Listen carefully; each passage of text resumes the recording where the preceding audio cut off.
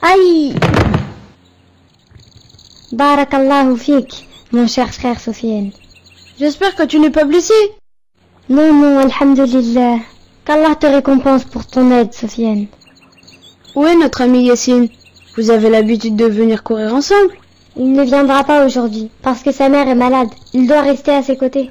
Qu'Allah la guérisse, Inch'Allah. Il faut que je lui rende visite, après l'entraînement, pour prendre de ses nouvelles, et aussi que je vois s'il a besoin d'aide. Passe-lui le salam en attendant de le voir ce soir.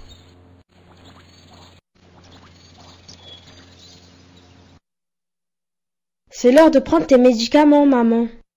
Allah te récompense, mon fils. Tu as fait beaucoup d'efforts, tu as veillé toute la nuit pour moi. Malgré tout ce que j'ai fait, je ne pourrai pas te rendre service comparé à ce que tu as fait pour moi. C'est sûrement notre voisine qui vient pour te rendre visite. Assalamu alaikum. Wa alaykum assalam wa rahmatullahi wa barakatuh. Comment vas-tu, Sofiane? Alhamdulillah. J'ai appris que ta mère est malade, donc je suis venu pour prendre de ses nouvelles et rester un peu avec toi. Que Dieu te récompense, mon cher ami, mais excuse-moi, je ne pourrai pas rester avec toi pour le moment. Non, mon ami, pas de problème. Je passerai te voir un peu plus tard. Assalamu alaikum. J'espère que t'acceptes mes excuses et ne te fâches pas. Assalamu alaikum. Wa alaykum assalam wa rahmatullahi wa barakatuh. Qui était-ce, mon fils? C'est mon ami Sofiane. Je me suis excusé de ne pas pouvoir l'accueillir pour pouvoir m'occuper de toi, maman. Que Dieu te bénisse, mon fils.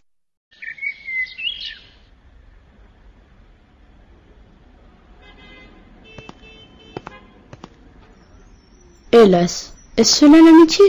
Pourquoi Yassine se comporte-t-il de cette façon avec moi?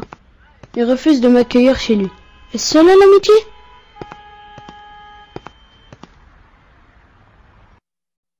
Assalamu alaikum, mon père. Wa alaykum assalam wa rahmatullah, mon fils. Qu'est-ce que tu as, Sofiane? Je te sens préoccupé. J'ai voulu faire le bien, mais j'ai été maltraité. Comment cela s'est-il passé? J'ai rendu visite à mon ami Yassine pour prendre des nouvelles de sa mère qui est malade. Rester un peu avec lui. Mais il a refusé de m'accueillir et il m'a dit qu'il ne pouvait pas rester avec moi.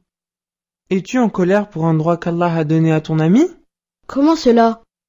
N'as-tu pas entendu la parole d'Allah Azza wa Jal? Ô vous qui croyez, n'entrez pas dans les maisons autres que les vôtres, avant de demander la permission et de saluer leurs habitants. Cela est meilleur pour vous.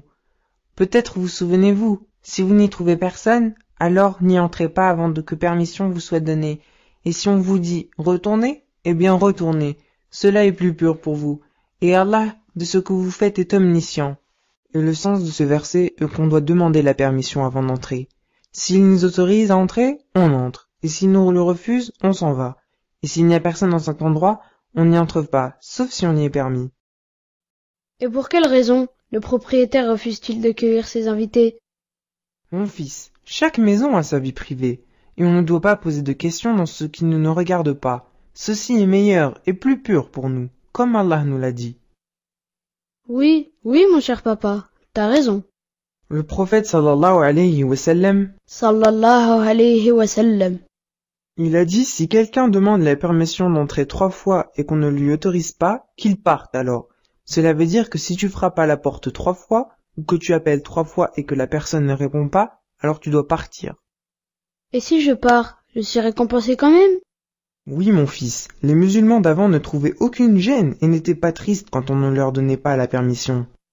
Qu'Allah me pardonne, comme j'ai été fautif envers mon ami Yassine. Si on connaissait bien notre religion, personne ne ressentirait de la haine envers les autres ou ne les détesterait.